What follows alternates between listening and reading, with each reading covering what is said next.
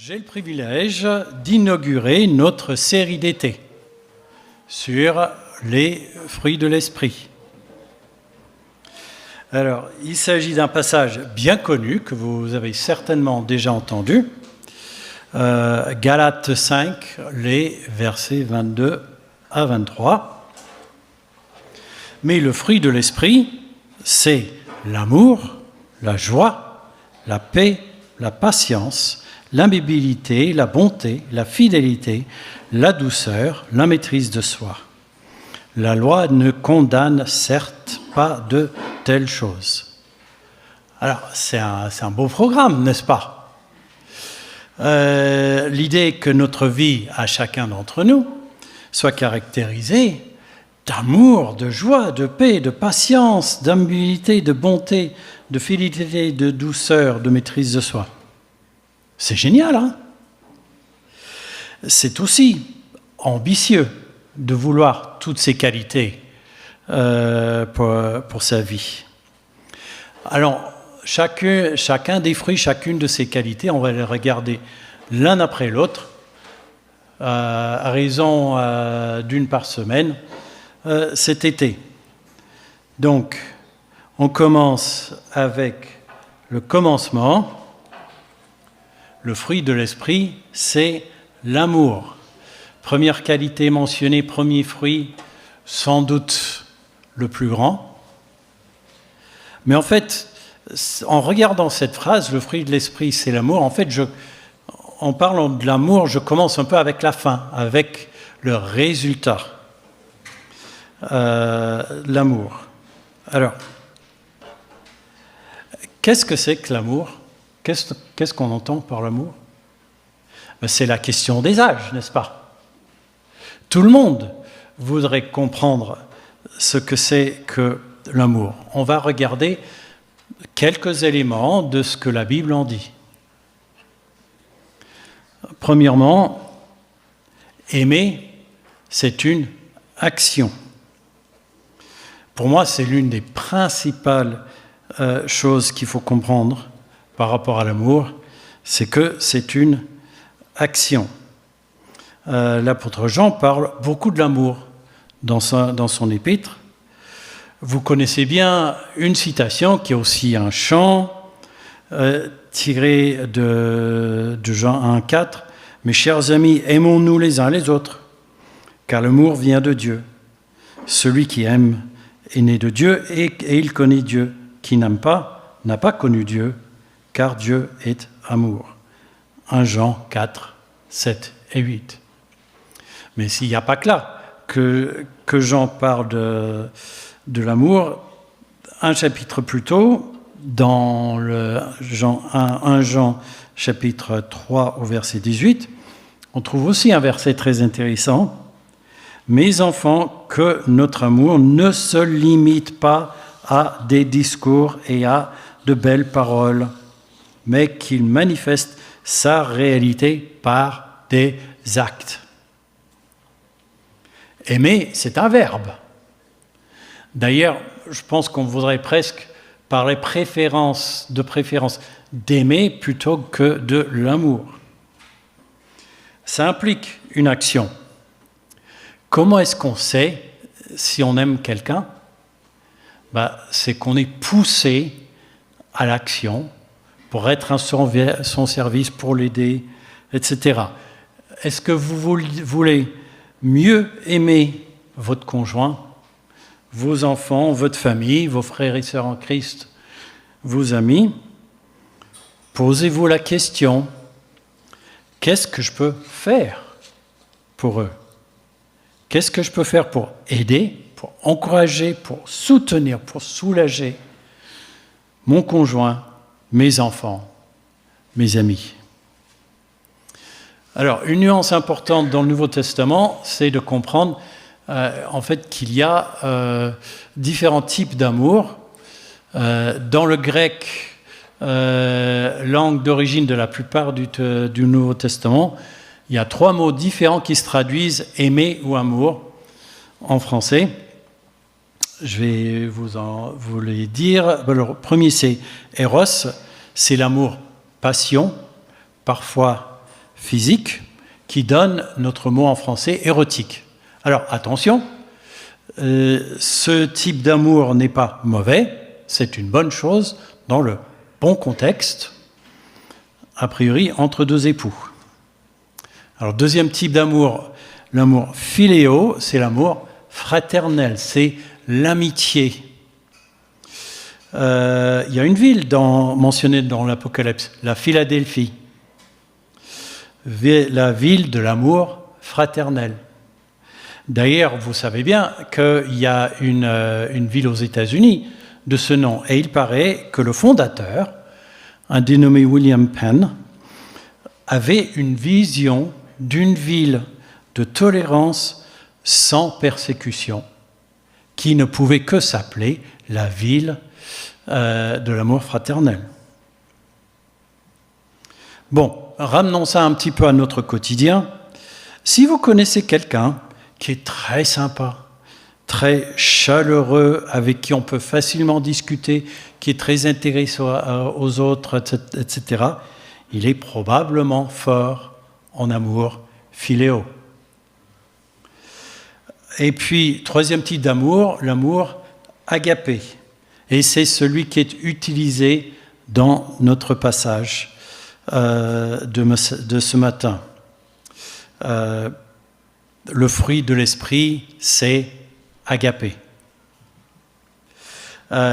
C'est toujours d'ailleurs agapé qui est utilisé dans le Nouveau Testament pour parler de l'amour de Dieu pour les êtres humains.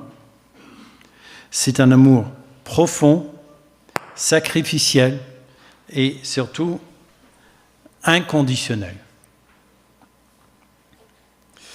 C'est la qualité, je dirais, la plus importante de l'amour agapé, c'est sa qualité inconditionnelle.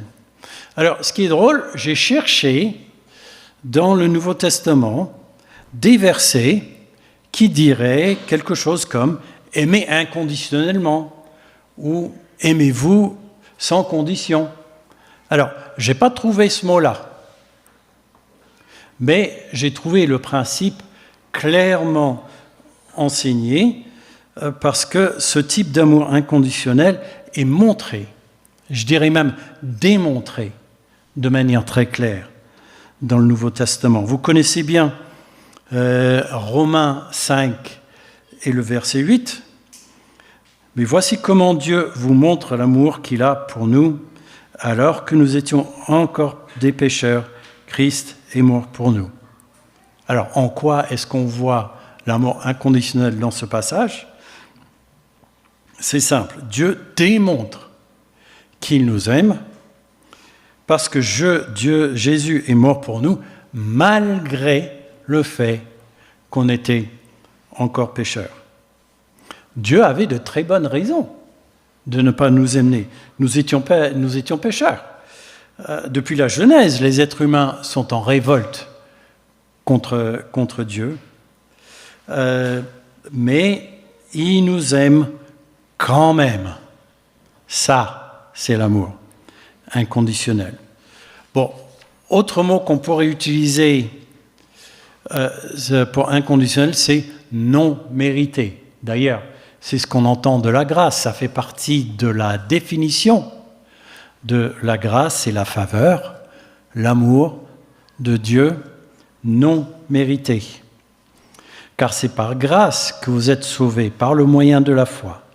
Cela ne vient pas de vous, c'est un don de Dieu. Ce n'est pas le fruit d'œuvres que vous auriez accompli. Personne n'a donc de raison de se vanter. Éphésiens 2, 8 et 9. Dieu nous aime, il nous donne sa grâce, alors que nous ne le méritons pas. Ça, c'est l'amour inconditionnel. Bon, donc voilà un petit peu pour l'amour, mais comme j'ai dit, j'ai commencé avec les résultats. Mais comment est-ce qu'on en arrive à aimer ? Alors, le fruit de l'esprit, c'est l'amour. L'amour, c'est un fruit. Alors, qu'est-ce qu'on veut dire par là, par un fruit ? Parce que cette image de fruit est utilisée à plusieurs reprises dans la Bible. Alors, Dans le fond, du fruit, c'est le résultat naturel d'une plante ou d'un arbre en bonne santé. Un pommier qui est en bonne santé, qui reçoit les bons nutriments, qui reçoit la bonne quantité d'eau et de soleil, va donner des pommes à la bonne saison. Moi, j'en dis, normalement, un chrétien en bonne santé aimera. Mais est-ce donc automatique, passif? Est-ce qu'il suffit d'être chrétien pour avoir une vie caractérisée d'amour? Pas exactement. Non, une vie caractérisée d'amour n'est pas quelque chose d'automatique qui vient tout seul sans qu'on ne fasse rien. Mais ce n'est pas non plus le résultat d'un travail acharné, etc. C'est un résultat normal, naturel. Alors, comment s'y retrouver dans tout ça? Il y a quelques années, nous avons regardé ensemble, lors d'une prédication que j'ai donnée, le passage de Jean 15 sur les vignes, le fruit, etc. Et on a beaucoup à apprendre de ce passage sur le rapport entre nous, le fruit et nos efforts. Regardons un extrait, quelques extraits de Jean 15. Demeurez en moi, et je demeurerai en vous. Le sarment ne peut pas porter de fruits par lui-même, sans rester attaché au cep. Il en va de même pour vous qui ne demeurez pas en moi. Je suis le cep, vous êtes les sarments.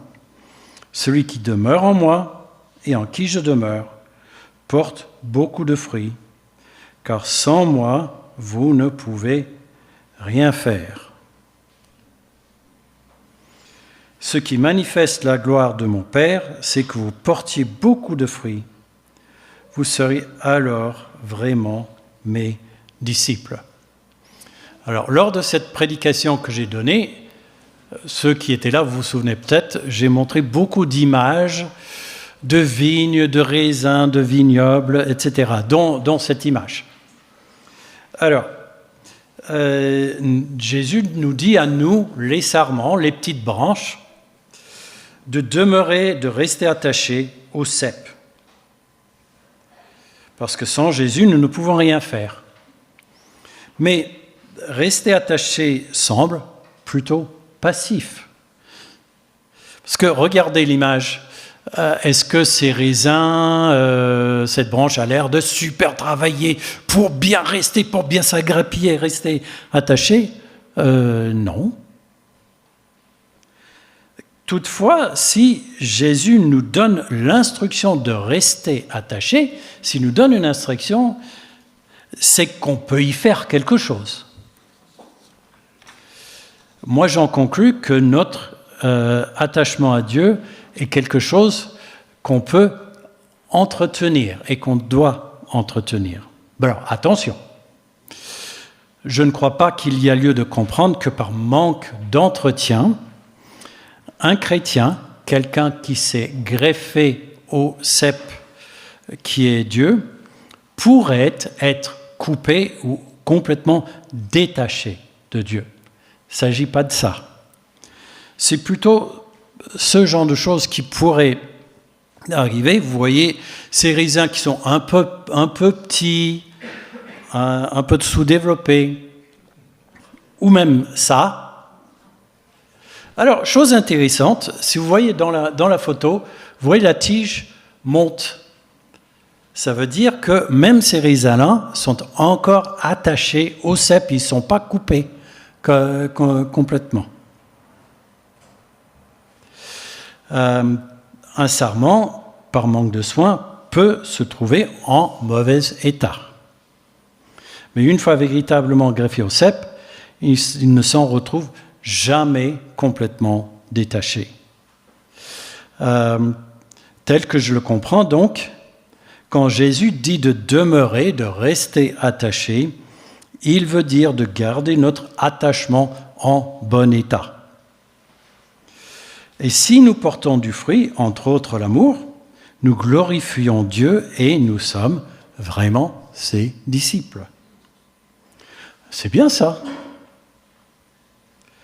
Regardons un peu plus loin dans les versets 9 et 10 de Jean 15. « Tout comme le Père m'a aimé, moi aussi je vous ai aimé. Demeurez dans mon amour.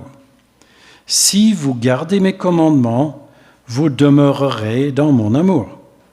De même que j'ai gardé les commandements de mon Père et que je demeure dans son amour. » Alors ça, c'est intéressant. Il est question de demeurer dans l'amour de Dieu. Et Jésus évoque une chose à faire pour demeurer, garder ses commandements. Ça, c'est une chose qu'on peut faire pour rester attaché à Dieu, garder ses commandements.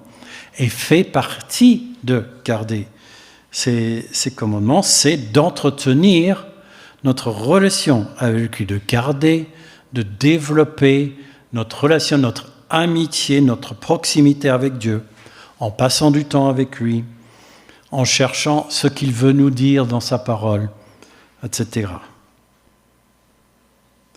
Ok, mais afin de voir l'amour manifesté dans notre vie, il faut aussi comprendre que le fruit de l'esprit, c'est l'amour. L'amour, la joie, etc., n'est pas le fruit du hasard, ni des efforts humains, c'est le fruit de l'esprit.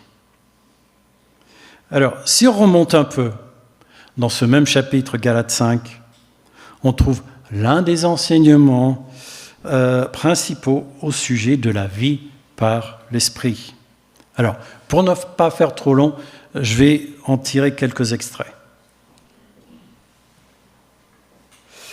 Verset 13, « Oui, mes frères, vous avez été appelés à la liberté.